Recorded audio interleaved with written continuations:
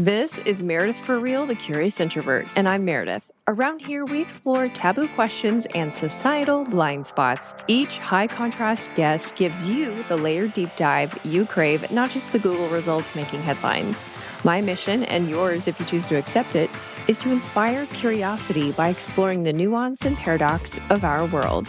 Each episode is different, so bring your ADD and your earbuds and have a look around. At its face, this episode may seem like it's one for other people, young women who need to be on the lookout, or public figures. But the phenomenon of non-consensual explicit material created by AI is one that everyone needs to get up to date on.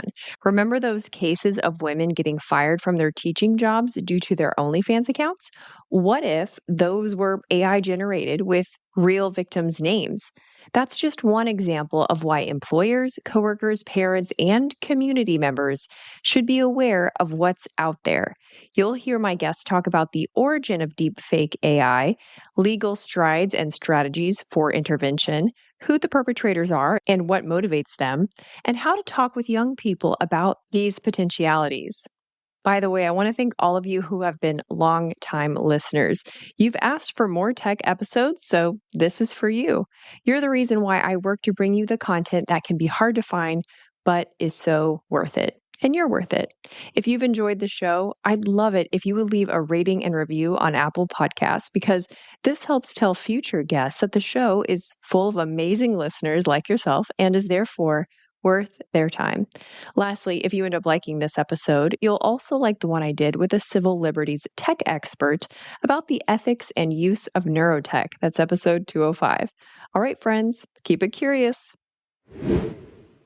We live in an exciting time of AI development, reducing tedious labor in manufacturing, making us more efficient in corporations, and freeing up time for creative endeavors. But could it also be opening us up to the risk of sex crimes? My next guests are the directors of a documentary highlighting one woman's experience, but one that we're all vulnerable to: non-consensual explicit imagery. You may have heard it called deepfake porn or revenge porn, as sometimes it can be perpetrated by former lovers or rejected incels. Today, we're going to explore the legal, social, and technical sides of something that could happen to any of us, and share the real consequences of virtual content as we ask the question, can fake images create real shame? Emmy-nominated storytellers, social advocates, Sophie Compton and Reuben Hamlyn. Thanks for being here, guys. Thanks so much for having us. So, Sophie, I know this is your first film ever, and a documentary at that, something that's a big undertaking. But why this topic? So we started researching deepfakes a very long time ago, before they'd reached such mainstream popularization. And we could see right from the beginning that this was an issue that was going to be a huge problem for women, especially. And also at that time, it was not being framed as a violence against women issue. It was being framed as something, these AI generated and doctored videos were being framed as something that might harm politicians. But from the beginning of this abuse, it was actually created in order to create sexual content of women. And that's how it's been used. 99% of deepfakes online, some studies say, are non-consensual porn of women. So it felt very urgent for Reuben and I to highlight this issue, and also do it in a way that centered a survivor experience and that was compassionate and kind of intimate, and would try and destigmatize and take some of the shame away, because so many women who experience this feel such an acute sense of shame and shaming, and they are blamed by police, by law, by their family, by their friends, by their schools. In so many cases, the person that gets the cultural blame is the victim, which is so deeply wrong. And so, it felt really important to us to tell this story in a way that would put somebody inside the experience of dealing with it. You just said that the AI technology was created for the purpose of exploiting women? Yeah. Reuben, correct me if I've slightly misremembered this, but when the user who coined the term deepfakes was a Reddit user whose username was r/deepfakes, and he posted the code that he was using alongside examples of his work. Well, we assume it's a man because many of the creators are men. We don't actually know that. Yeah, they were inserting female celebrities into porn. I mean, this is obviously an evolution of AI technologies that have been created in universities that have been used in different ways. Like kind of the field was called computer vision at that time. But the beginning of deepfakes as a phenomenon, and especially as a community online, was bringing people together in order to create non-consensual porn of women. Whoa, that is major. Reuben, how common of a problem is this? Because it sounds like something you would need a lot of advanced skills to do. Well, in there's sort of the first years of deepfakes technology's proliferation, you did need some technological wherewithal to be able to use the applications because they were more complex. But what we've seen over the years is that the applications are sort of appearing, which are very user-friendly, very easy to use, and also, crucially, need less input data. With the first sort of deepfake programs, you might need 400 images of someone's face to make a fairly sort of realistic-looking deepfake. But now, deepfakes can be made using as little as one image. The barrier to entry is so much lower at this point in time, which is really helping to accelerate the growth of these technologies and the misapplication of these technologies.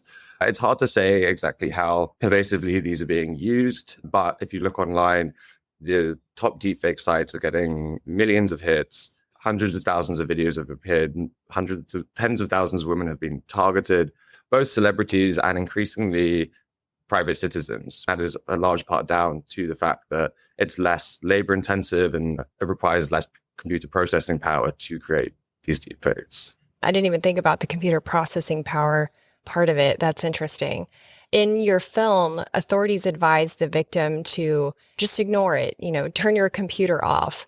How are these images affecting people in their real lives, even though it's on a dark corner of the internet? Well, firstly, it's not necessarily on a dark corner of the internet. Taylor, the victim in our film, was sent a link to a Pornhub profile. I mean, a lot of people use Pornhub. Yeah. And there's also always the threat that this is specifically sent around, as it was in her case, to some members of her class. These forums that people make and share, distribute deepfakes are easily, readily accessible on Google. They're often the first thing that comes up when you Google search for this abuse. And so they're very publicly available. So that's the first thing to say. And I think so in terms of the impact, regardless of where the image has spread to, it strikes at the core of your identity, your agency, your bodily autonomy.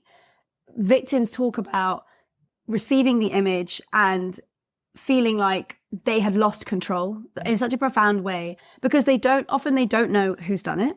They don't know how far these images have spread. They don't know what the consequences might be. They don't know if that person wants to keep targeting them. They don't know if their employer might find them or their schoolmates. They don't understand the extent of the impact that could be caused. And in the case of Taylor and many, many women, that's led to really serious mental health consequences. Fear. We've spoken to multiple women who talked about experiencing panic attacks, not wanting to leave the house, considering dropping out of the school that they're in, or really finding it very difficult to go back to work. Being in the local shop, seeing a group of people come in and just thinking, have they seen the video? Because even though statistically speaking, it's unlikely that any person you might walk past on the street would have seen the video, the threat is there and you don't have any way of tracking the reality of the threat that you've been exposed to. And you also can't really heal because this is an ongoing problem. How can the healing begin when the original trauma has not stopped? Because they can resurface at any point and any time. And, so many victims, as I said, do not know who's done this to them. So they don't get that closure. Yeah. And I think when we think of deepfake porn, for those of us who don't watch porn, we think of, do you remember back in the day, like it was like early 2000s when people would send those Christmas cards with the relatives' heads superimposed on the little like snowman body and it would dance around the screen, like that's, I think, what some folks might be picturing. But these are hyper realistic, as evidenced by Reuben, your decision to use the same technology to create the film. Can you talk about that? Yeah, I mean, before we'd even spoken with Taylor and Julia, we knew that whatever contributors we might involve in another body were at risk of retaliation because the communities that create deepfakes are known for attacking women who speak out against their actions. These are sort of communities that congregate on 4chan, and they do so to sort of silence and discourage people from sort of criticizing their behaviors. And so we thought, firstly, as it was our responsibility as filmmakers to protect our contributors, that we needed to find a way of protecting them against that potential attack. And we thought it would be less likely for someone to want to share their story, knowing that they would be putting themselves in the line of fire, on top of potentially driving more traffic to the very videos that they're trying to sort of erase from the internet. And so we needed a way of anonymizing our subjects, and that technology was sitting there as the main subject of the film. On top of the anonymization the technology allows us, it also is a really great way of demonstrating the technology's power. Because I do believe that like most of the deepfakes that people have encountered are these kind of ridiculous parody deepfakes, like Arnold Schwarzenegger's face on a baby, that aren't meant to look realistic. They're meant to look kind of absurd and uncanny. But when you set out to make something which is seamless and imperceptible to the human eye, the technology can really facilitate that. When it's done well. And so, yes, in the film, the faces that you see of the two women who have unfortunately been targeted is not their actual face, but the face of two actors who sort of gave their face to the film. And for the first 10 or 13 minutes of the movie, we deceive the audience and let you believe it is a real face. Such a powerful move, by the way. Such a powerful move. Like, because I'm watching it and I'm noticing, like, I mean, it was masterful. You did a great job. But I was like, gosh, something with her face and her neck, like something's a little bit different. But I just figured it was her own webcam. Like, that was my assumption, right? Because a lot of it is her webcamming, and she does like these video diaries. And then, but I really didn't give too much thought to it. And then she's like, and Taylor's not my real name. And this is not my real face. I was like, oh my gosh, this gives me goosebumps. It's going to drive home the power of this technology. Completely. Yeah, that's the effect we really wanted to have on the audience, because I think people can sort of dismiss like quite how dangerous this technology can be due to a lack of awareness of quite how powerful it can be used in a particular way with a particular intention. And so, yes, it's sort of an exciting moment of like shock and awe that we could create in this scene. But I think that really draws the audience into the power of this crime and helps them really empathize with Taylor and the fear that you might feel knowing that there are pornographic videos of you out there showing your face that are perfectly realistic and are leading potential viewers to believe that you'd sort of participated in these videos and was trying to solicit further sort of sexual activity. And so I think the film has been described as a thriller and kind of having horror elements. And I think the way that we use this technology does a lot to like amplify that sense of threat, which has, I think, a really crucial aspect of making people understand exactly what Taylor and Julia went through. Yeah, it really drives home the fact that the technology has leapt forward while we've all been moving on, doing our lives. Which leads me to talk about Project Stargate. That's recently been announced as the largest investment to build AI. Are either of you familiar with any discussion around the ethics as we move forward to like bigger and better in that area? I think I'm not an expert in this specific project, but we have been involved in conversations in this field, in a big sense for a long time. And I think that there's huge potential and huge risks in the way that we're using AI right now, obviously, as we all know. I think that one of the major issues is that given the structure of society and given the kind of capitalist nature of society, I think Geoffrey Hinton spoke about this so eloquently. What could happen is that we could all be freed up and, as you said in your intro, we could have more time for creativity, we could have more this, we could have more that. What is actually going to happen is that the benefits of AI are being way more concentrated in a smaller and smaller group of people. And then for everybody else, it's like, okay, well, they're just going to lose their jobs. So there's that. There's the environmental impact. There's also the impact on artists and creativity in terms of the work that has been siphoned off to create the data sets, which are mostly pretty hard to track and trace and unregulated, really, which goes into, large language models or image generating models. That's the sum of human creativity, academia, thought, self-expression that's gone into that. So yeah, there are like really deep structural problems, which I do not have confidence in the people who they've chosen to lead this project are not grappling with these problems in ways that are going to make humanity better. Well, I think you hit the nail on the head that said, when you said it's like the few and they're creating content that affects the many, but it's always the few who, if affected, create the change. And that's just not really that fair. When a politician or like someone society deems as very important has a deep fake made about them, or even a celebrity. Like a lot of people talked about the Taylor Swift, Donald Trump endorsement as a good example of why we need to make sure that we put protections around this. And yes, those are real people, but like no one's talking about these normal people, like the engineering student in your film. So it's almost an incentive for the average person to raise their awareness and not wait for these protections to come up. And that's why I wanted to ask about, in your film, Taylor started receiving a lot of DMs from random men that were kind of sketchy. If that happens to someone, should they be concerned that they've become a victim of this as well? It's entirely plausible if you start receiving a load of unexplained DMs that something's gone awry. This is happening to ordinary women. And as Reuben explained earlier, there is a very low barrier to entry. What I think we're really talking about is tech regulation and the regulation of big tech, because I think what we see as the real problem is the way that this community of creators has been allowed to explode into an actual industry. And that means that, there are deepfake sites that are making money, that are operating in plain sight, that are really growing their markets, that are marketing themselves and advertising themselves to people through social media platforms, et cetera, and actually almost presenting themselves as a form, a genre of pornography. But this is not a genre of pornography. This is non-consensual material. This is 100% abusive material. And actually, I think we frame the issue of deepfake abuse more in the category of violence against women and thinking through how we need to protect women online than really as a kind of AI ethics issue.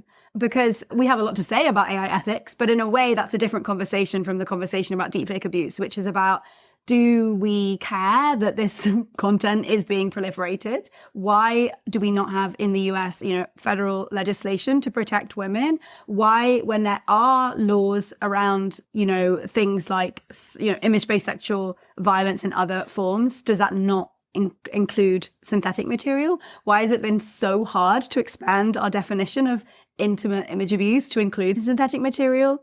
And I think that that's really about the kind of the way that violence against women is deprioritized. I actually think that there is quite a lot of consensus from across the House to support this issue. I just don't think that it's people's priority and it's not at the top of the agenda.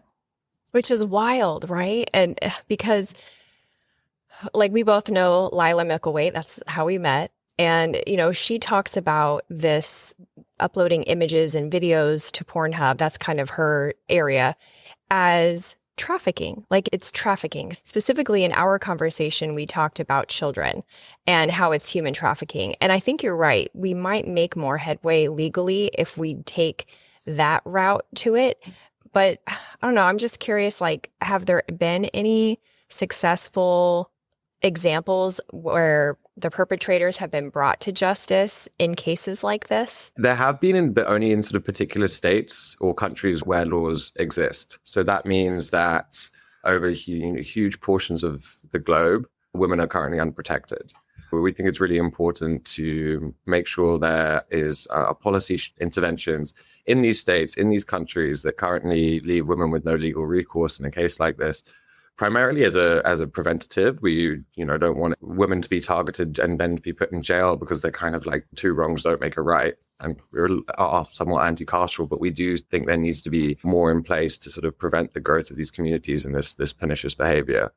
On our end, though, our priority in our advocacy is actually to target the tech companies which are enabling the growth of this industry. If you think about the user journey of someone who is even just trying to consume deepfake, non-consensual intimate imagery, they rely on these websites where they can access this content to sort of appear on their Google search. They rely on their internet service provider to allow them to view these websites. The websites themselves rely on their domains to them running. The advertisers advertising on these websites, that's the only reason why these websites can still function. And if there are any payments on these websites, companies like PayPal and MasterCard are facilitating these payments. So all of these big tech companies have the power to sort of like intervene and to try and restrict the flow of people to that website, just make it much harder for people to access this form of content. And they're not doing it because they're currently profiting off it. So right now, if any number of those companies on that, who would like act as a sort of link in the chain of the user journey to accessing deepfake, non-consensual intimate imagery, decided to block websites like Mr. Deepfakes, the percentage of people who are seeing this content, uploading this content to these websites would drastically reduce. If they all did it, it'd be near impossible to access this content, apart from in these like very arcane websites in the far corners of the internet. And so that's really what our target is, because we think that will have the most like drastic impact. Like in truth, the kids who are making deepfake non-consensual imagery know they're like one step ahead of most local police forces when it comes to online crimes. Then local police forces tend to not be very well trained, and if they're using a VPN, it's very hard to actually track down who the perpetrator is and procure the evidence to bring about a sort of a criminal case against someone. And so we think it would be a deterrent, but it's also not going to like eliminate the practice of non-consensual deepfake being sort of created and distributed on the internet. So that we think the most effective thing is making sure that the tech companies take on the responsibility to ensure that they're reducing the harm caused by these technologies. You said kids. Are they actually kids? I say kids in a sort of, a bit more vernacular use of it. But yeah, I think a huge part of the sort of deepfake creating community are teenagers. They're teenagers and young men on the whole. And so, the perpetrators will often be under the age of 18. Again, it's very hard to sort of pin down exact ages, but a lot of the people that use these websites like 4chan are children. The individual users are anonymous, so we don't really know the age of a specific poster, but we do know that it's a website which is popular with people who are under the age of 18. How deep did y'all go in your research for the film about the headspace of the people doing this? Did you enter the 4chan community? We ask why a lot here on this show. And just like other acts of violence, of course, it leads into discussions of change for laws, changes for corporations, policy change. But at the heart of the matter are a bunch of fucked up humans. So like, what's going on with these kids? There's a huge range of motivations. There are some people that are very committed to this practice, and there are some people that are brought into it by the culture and by the way that it's been normalized. So you are seeing this happen a lot in classrooms, at school, at college, where somebody starts doing it, they start sending the video around, people think it's funny, they get involved. There is also a group of really dedicated creators who I would imagine are not teenagers and who really believe in the cause of deepfakes. We spent a lot of time researching in these forums. We felt like it was really important. That was the investigative piece of our work. And we were really struck by the range of motivations and this kind of internal contradiction where on the one hand, people were saying it's not real. And the justification was it's not real. It's not a big deal. These women need to get over it and stop being so pathetic as to be upset about this. But on the other hand, there was an awareness that you could humiliate, you could harass, you could shame, you could extort, people goading people on and putting people in scenarios that they would find specifically distressing or damaging to them.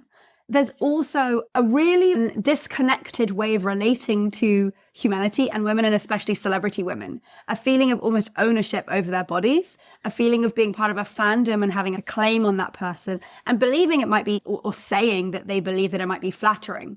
And I think that some of the big issues in the law around this has been that in many jurisdictions, you had to prove intent to cause distress. And often you can't prove that. I believe that intent to cause distress is there in all of these cases because it's still a degradation of somebody's humanity. It's still a willful refusal of their consent. But, people might be doing it supposedly for a laugh. So just also to go back to Reuben's point about our anti-carceral approach, because I think that's really important. We do appreciate that because this has spread and because this has been normalized, there are these kids in the schoolyard that are being brought into it. And we have compassion for that. They are not getting a clear message from society or the law saying that this is not acceptable. It's not illegal. These sites are visible. These sites are being promoted to them. I can understand how you could get sucked into that in that context. So that's why we are worried about the response to this being like, let's just lock up everybody that makes this content. Where we do see in our years of experience in activism, the value of a criminal law is that it makes it so hard for the big infrastructures, the tech companies, to keep promoting it. So we saw in the UK this extraordinary thing, which is that we'd been fighting for we'd managed to successfully get a law against sharing deepfake abuse imagery, but we didn't have a law that criminalized the creation of it. And actually, we didn't know how significant that was or not, but what we knew was that the content itself wasn't illegal and that there was this kind of legal gray area where people could say, oh, well, I wasn't the one that shared it. It was just, the user or whatever. When the government announced that they were going to criminalize the creation of this content, that's when MrDeepfakes.com, the biggest deepfake porn website, blocked its users from being able to access it in the UK. Obviously, it's a kind of PR move because realistically, people can use a VPN to access it anyway. But it does show that these creators are watching what's happening legislatively. There will always be a deepfake community, but these guys are not going to bother putting their time and energy into something that they don't think is profitable, mostly. And so it just makes it even more unacceptable and ridiculous that we haven't legislated, because it feels like really tackling this problem is so achievable with the right regulation. I love that you kind of broke that down into the regulatory area versus the personal responsibility area, because that is an important way to organize all of the messiness of the thoughts around this, because as we said, this is a layered topic. There's so many layers to this. And for people that might be listening thinking, wow, that's crazy stuff, but not really let it hit home. Here in our town in Pensacola, Florida, there was a case of this where a young man, supposedly age 17 when he created the images, 18 now, he used like a Nudify app. Like basically he got images of several of his female classmates, used the app to make them look naked, and had these images for a long time. Somehow these images ended up in the hands of another girl. And in the meantime, he turned 18, and she actually was charged because she shared those images with other people. He was never charged. So if you're at home, if you're a listener and you're thinking, wow, that really sucks for those high profile people, they should have thought about that before they decided to be a celebrity. No, ma'am, no, sir. This could literally happen to everyone. And it's so important that we have these conversations in real life. Hey, Curiositors, just a quick pause to show gratitude to our sponsors and give you some special deals. From time to time, I recommend other podcasts you might like. And here's one I know that you're going to love. It's the Jordan Harbinger Show. I love it because it's smart without being too highbrow and 1000% ADD friendly. I know, you love it already. I'm a genuine true fan. When I have time to listen to podcasts just for pleasure, not, guest research, the Jordan Harbinger Show is my automatic choice. It's like when you're hungry and someone asks you what you want, and then before you even have a minute to think about it, you find yourself at Chick-fil-A because, obviously, Jordan's the Chick-fil-A of podcasts. Some of my favorites include the one with the man held hostage by Somali pirates, that's episode 115, and the pain psychologist about how pain lives in the brain, not in the body, episode 661. You can't go wrong with adding the Jordan Harbinger Show to your rotation. It's incredibly interesting and there's never a dull show. Search for the Jordan Harbinger Show, that's HARB as in boy, IN as in Nancy, GER, on Apple Podcasts, Spotify, or wherever you listen to podcasts. The Florida Panhandle isn't just the home of your favorite podcaster. That's me, by the way. Shameless, I know. But it's also a go-to spot for a lot of families on vacation. Don't plan a Pensacola trip without getting tickets to the UWF Historic Trust. It's good for a whole week, and it's a great indoor activity option. You'll recognize Trader John's where I record the show in the Pensacola Museum of History. Get your tickets in person so you can show the agent one of my emails and get $2 off an adult ticket. historicpensacola.org. Now back to the show. Remember to stay till the end where I give you a sneak peek of next week's episode. How would you go about discussing these issues with a young person in your life? A niece, a nephew, a son, or a daughter? What talking points would you start with? Reuben, you go first.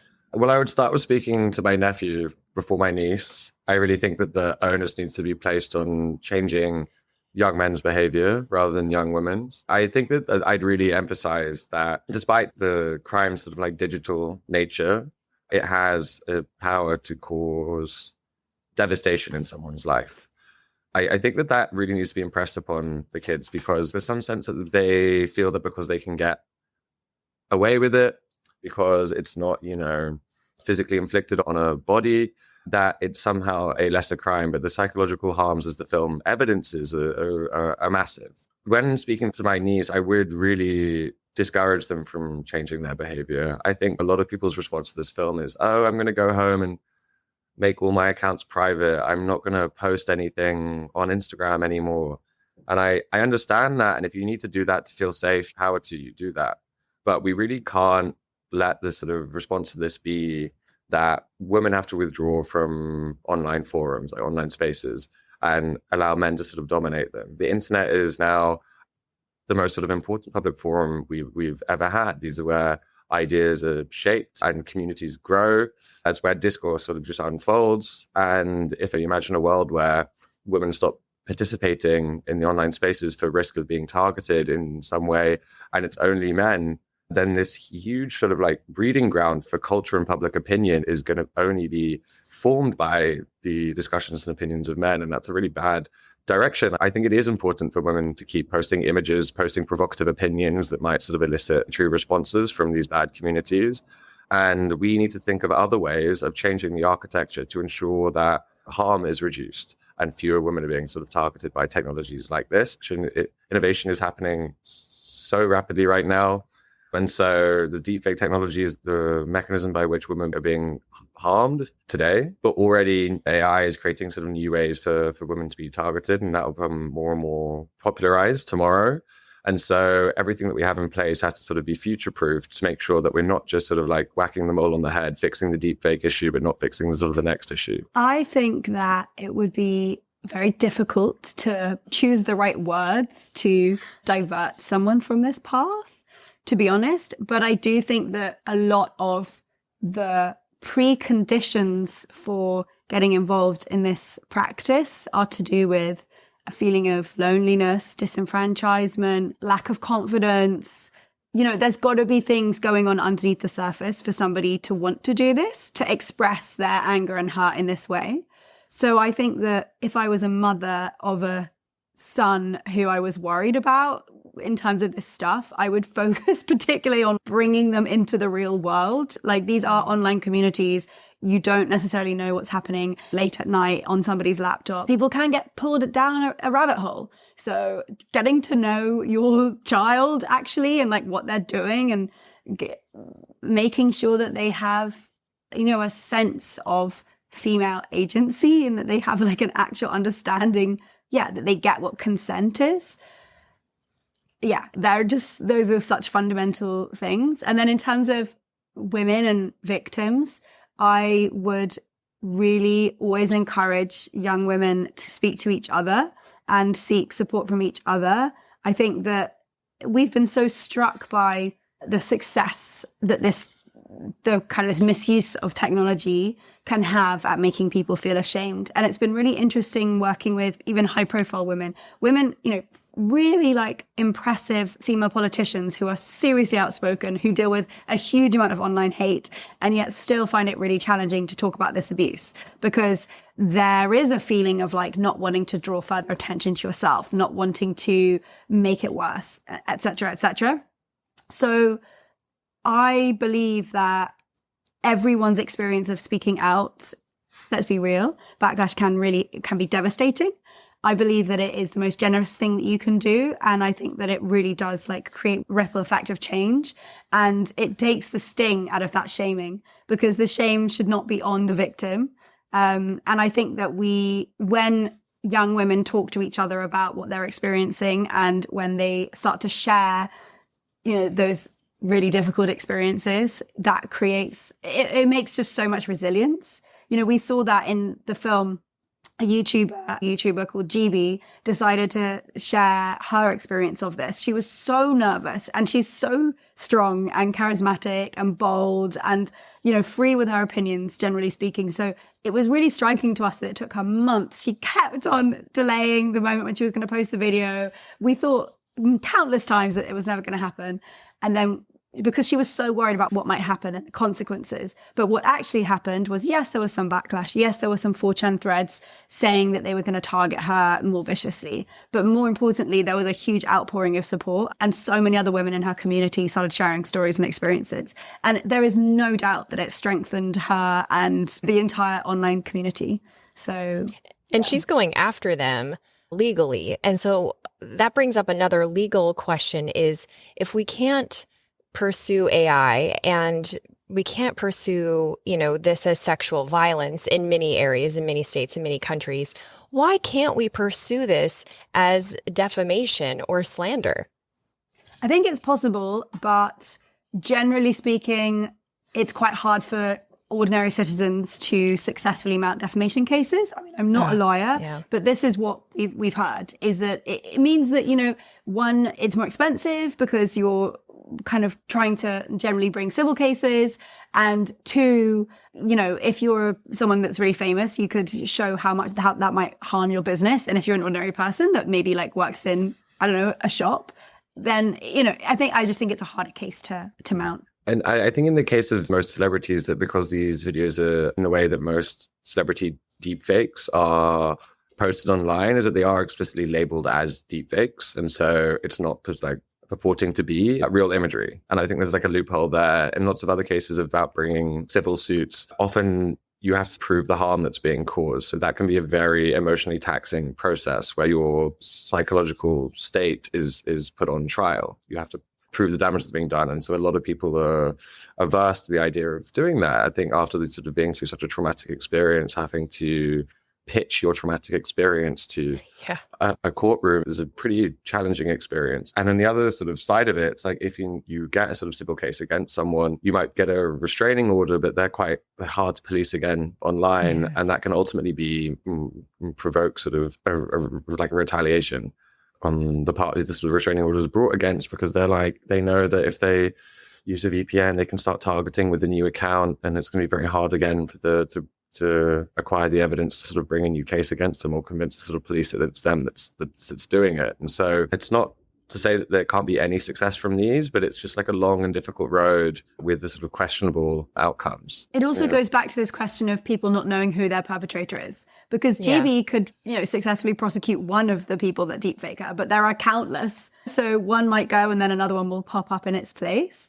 And also most women that are targeted don't know who their perpetrator is. So there's no way that they can really pursue a legal case. So that's why it's even more important. The problem that we can see is the material being there, being visible, being accessible. So that's why it's even more important in this context to go after the sites. Yeah. And well, as we wrap up, one of my final questions is, how has this changed your personal relationship to pornography? I know that's a really personal question, but is there a stark before and after? During the research phase, when me and Sophie were spending a lot of time on these 4chan threads where all forms of non-consensual intimate imagery and image-based sexual abuse material was present, and we were exposed to a lot of it for a lot of hours of a day, that was a pretty mind-warping period. And it changed not just my relationship to pornography, but actually it had an impact on my relationship to sex for a little while. Over time, that went away, but it was a very hard thing to be exposed to so much material, which is ostensibly sort of erotic, but really is at its foundation intended to cause harm and humiliation to someone, where consent is being violated. It was an obstacle to sort of having normal erotic experiences in life. Well, after that period, so I was actually very glad when that research phase was over and I could start moving towards going back to normal. Yeah, I bet. What about you, Sophie? For me, it actually didn't have a huge impact on my relationship with porn. And I think that that's because I have always come from a very sex positive perspective, and I have embraced ethical porn, but I am very mistrustful of normal porn. And I just do not engage with it personally because I just genuinely do not feel like it's for me. I think it's for a male viewer mostly. And so it just does not resonate with me. And so it felt like similar to that in the sense that the same tropes, the same fantasies, the same scenarios were appearing in the deepfake abuse material, which, you know, replicated the kinds of pornography which doesn't personally like arouse me, let's say. I do think that something that's been really interesting and valuable in this conversation is understanding the need to listen to sex workers. Actually, it's a slightly different point, but I think it's an important one because, again, it's all about consent. And that's why for me, like, I do find it erotic watching something which I feel or perceive or know has been truly consensually made. And when I feel like there's an abuse of power, that doesn't like jibe with me. And I think with sex workers, so many women their body is also being, you know, non-consensually used in these videos. And also it must feel pretty odd to have your work and your body and your identity kind of obscured by somebody else's face being placed on top of yours. And also, like, sex workers are on the front lines of dealing with this issue and they understand it really intimately. And yet quite a lot of people in the field of work to tackle it have shut them out and, you know, downplayed that. And also kind of almost fed into this victim blaming that there's something that you can do to call this upon yourself. Like, you know, this is a terrible problem that we need to deal with for sweet engineering students like Taylor, who's probably never watched porn in her life. But if you are a porn performer, then, you know, we shouldn't care. And I just think that that's so fundamentally wrong because it is about consent. And the field, I think, has really failed to make that case as strongly as it should have. Excellent point. Thank you so much for having this conversation, doing the work, the years of work to make this film. It's so powerful. I think it's something that parents should watch with their kids. I think that every person, even like me, I'm child-free, but I think it really gets us up to date on what is out there and what can happen and helps put us in a position of potential advocacy. So tell people where they can watch the film and how they can just stay in touch with that advocacy piece of it. You can watch the film in the US on Apple TV and Amazon and various other streaming platforms, right? On Ovid as well. And Ovid. if you're actually, because it's a great film for students to watch, and Canopy, if you're at school or have, I think, access to your sort of public library, you might have access to Canopy, which is a great streaming site. So if you don't know about it, look it up because it's got a great collection of material there. Yeah, and you can follow our work on our Instagram, which is anotherbody.film, and our activism, which is My Image, My Choice. We really value people that want to support the activism that we do. And on our website, there's a page that directs you to certain actions that you can take if you feel inspired to try and help us make change. Wonderful. Thank you both so much. I appreciate this. Oh, thank you so much for having us. Thanks for listening. Remember, a healthy collection of ratings and reviews on Apple Podcasts shows high-level prospective guests that the show is worth their time, which means you get even better content to get curious on. So please leave a rating and review to help me bring you the guests that you deserve. If you liked this episode, you'll also like the one I did with a civil liberties tech expert about the ethics and use of NEUROTECH. That's episode 205. And stay tuned next week for a remastered favorite with a Hawaiian storyteller about the history and haunts of America's favorite vacation spot. Until then, keep it curious.